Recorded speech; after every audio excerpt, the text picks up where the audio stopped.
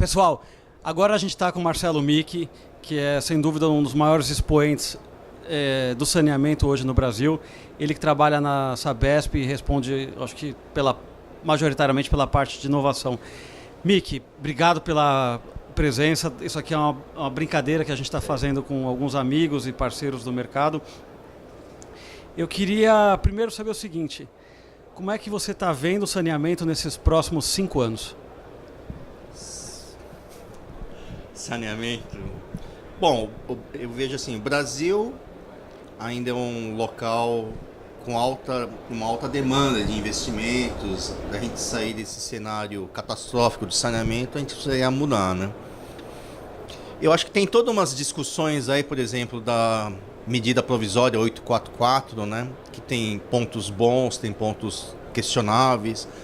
Eu acho que está levando as pessoas a ter um questionamento maior da importância do saneamento, e eu acredito que vai aumentar de fato os investimentos nesse setor. Eu vejo como uma perspectiva razoável de crescimento e investimento nesse ramo, né? Mas você acha que a medida foi parte fundamental para realmente ocorrer esse incremento? Eu acho que sim, porque de fato eu vejo uma certa pressão de grupos para que as pessoas saiam da zona de conforto. Então acho que todo mundo está saindo, independente se é boa ou não a medida. Eu acho que está tendo um movimento para se melhorar, né, o saneamento. O que você hoje tem visto e como é que a Sabesp tem se posicionado na questão de lodo, em termos de tratamento, disposição? O que você vê como perspectiva? Bom, acho que quando eu falo assim, Sabesp, né? Bom, a gente é da área de pesquisa e desenvolvimento. Sabesp, pelo fato de ser uma empresa muito grande, às vezes tem algumas linhas um pouco diferentes. O certo seria ter uma linha única. Mas assim, o que a gente vê no mundo, e talvez acho que a gente está procurando influenciar na Sabesp? Hoje existe uma perspectiva de enxergar uma estação de tratamento de esgoto como uma estação de recuperação de recursos. O que é recuperação de recursos? Você não dá tanta ênfase na parte dos resíduos em si, como o próprio lodo ou o próprio efluente, e você valorizar esses subprodutos, né? Por exemplo, água de reuso ou mesmo lodo, você transformar ele num condicionador de solo. Então, existem essas perspectivas. O que a gente discute muito, acho que ainda no Brasil, é que existem barreiras para a inovação. Por exemplo, se eu tenho uma legislação muito restritiva na questão do lodo, acaba impedindo, por exemplo, a adoção de tecnologias para eu fazer um uso benéfico. O exemplo que a gente dá é a atual resolução a 375 de lodo, né, a CONAMA, em que a gente entende que existe exigências muito rigorosas, é uma legislação muito restritiva.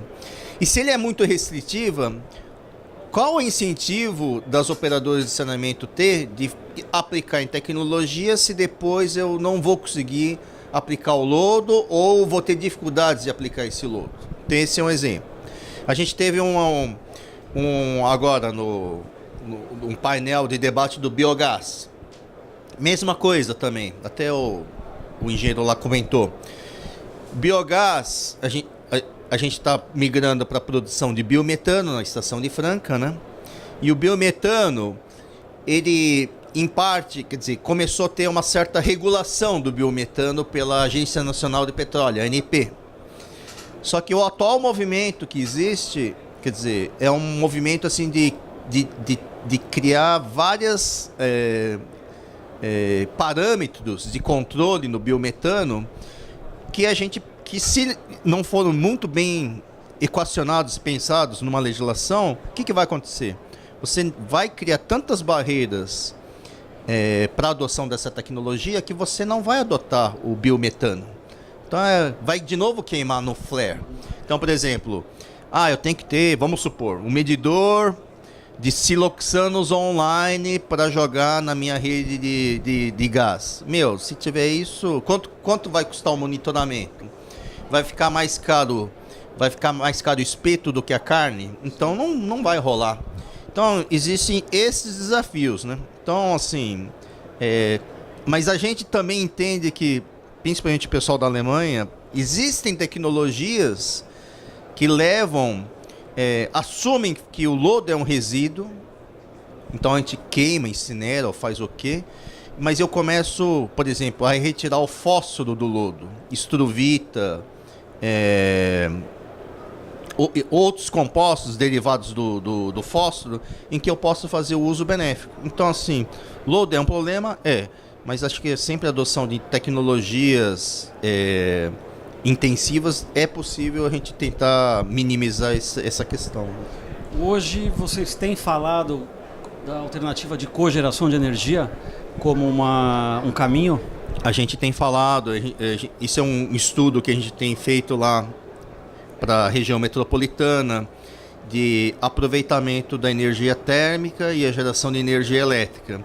E até tem algumas perspectivas, até foi um estudo que a gente desenvolveu recentemente, por exemplo, eu adotando uma tecnologia chamada hidrólise do lodo, eu consigo gerar mais biogás, menos lodo, e eu fecho um balanço térmico favorável de poder secar todo o lodo sem injeção de um combustível externo. Então, a gente está tentando subsidiar as áreas da Sabesp para ter essa rota tecnológica nas estações. Interessante. A gente teve algumas vezes na Alemanha e é impressionante como que o alemão adota como padrão a cogeração, né? Qualquer estação, boa parte das estações de tratamento que estão em funcionamento já tem isso como algo mandatório. A gente está aprendendo um pouco ainda, né? Exato. Outra pergunta que eu queria te fazer é como é que você tem visto a questão da tomada de decisão baseada em CAPEX e OPEX? A gente particularmente tem percebido uma mudança no comportamento dos compradores, de um modo geral, sejam companhias de água e esgoto ou indústrias privadas, realmente uma posição de mudança significativa no pensamento a longo prazo. Você tem percebido isso? Você sente uma corrente forte dentro da Sabesp e no mercado de um modo geral? Sim, a gente sente essa tendência. Até teve uma discussão, teve uma discussão recente aí em que o nosso ex-presidente da Sabesp, o Kelman, né? Ele colocou uma questão, eu acho que resume isso que você está falando. Que é o seguinte, a gente tem que incentivar não a construção de infraestrutura, tanque de concreto, tubulação, sei lá, o que quer que seja, elefantes, né? O que a gente tem que começar a se preocupar, falar assim, eu quero comprar o resultado. Assim, eu pago, mas eu pago pelo resultado, porque hoje em dia esse modelo tradicional de você fazer o projeto básico, executivo e depois empreendimento, essa cadeia longa que leva, sei lá, 10 anos, qual que são as fragilidades? As fragilidades são, o projeto sai ruim. Aí depois o cara vai constrói errado. Aí depois vai operar, vai dizer, mas o operador vai fazer o quê? Vai reclamar para o empreiteiro? Não dá mais, já está construído, né? Então, assim, é um modelo que eu acho que está falindo. Quer dizer, no meu ponto de vista. Então, existe um conceito novo de o mercado estar mais comprometido, e a partir do momento que ele está mais comprometido, ele tem essa preocupação a longo prazo, né? Fala, não, eu vou te dar resultados. Não quero te dar um dispositivo e agora você se vira e eu vou embora, né? Então, eu acho que existe esse movimento de você falar CAPEX mais OPEX, o TOTEX, a longo prazo, 30 anos, porque o saneamento caracteriza-se por ser uma indústria de capital intensivo, não é curto prazo, não é 5 anos que você vai conseguir abater o teu investimento. Então, tem essa perspectiva ela é real, e acho que o mercado está indo nisso. Eu acho que a gente já conversou isso uma vez, né? Por exemplo, a parte de instrumentação. Cara, não quero comprar instrumento. Eu quero os dados.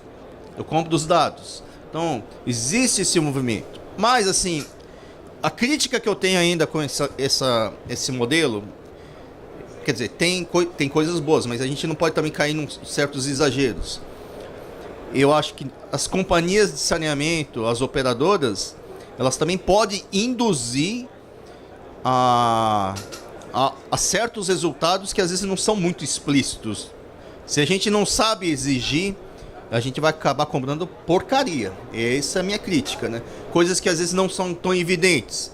Por exemplo, na parte de tratamento de esgoto, se eu não me preocupo com a questão de odores, eu falo assim, mas o odor não estava lá, era só efluente final, produção de lodo. Você não falou que tinha que tratar o odor.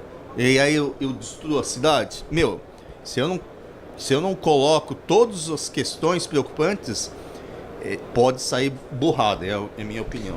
Pegando esse gancho do que você falou, né? Ao invés de você comprar os equipamentos, a instrumentação, você fazer um contrato de prestação de serviço e você comprar a informação. Hoje você já tem algum contrato de tratamento de esgoto que você pague por metro cúbico tratado? Ainda não, isso ainda não, mas eu acho que isso vai começar a abrir essas possibilidades em breve. Acho que foi aprovado até recentemente o negócio da terceirização da atividade, enfim, né? Só que eu não sei onde que isso vai caminhar ou não, mas pode ser uma tendência, sim. Porque além de, vamos supor que, partindo do mundo ideal, eu até te vendi uma estação que funcione. Qual que é o problema de nós, da administração pública, né?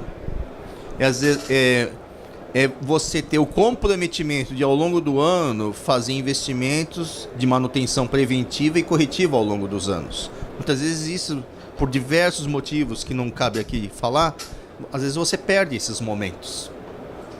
Então, por que não você fazer um contrato, por exemplo, difusores? Cara, eu quero oxigênio transferido. Agora, se o difusor vai entupir ou não, ou vai quebrar daqui 5 anos, cara, meu contrato é por 10 anos. Sim. Eu quero que você me faça isso. Responsabilidade é do fornecedor. Então acho que aí a gente começa a dividir e as pessoas vão começar a requestionar. Falar, cara, qual é o balanço?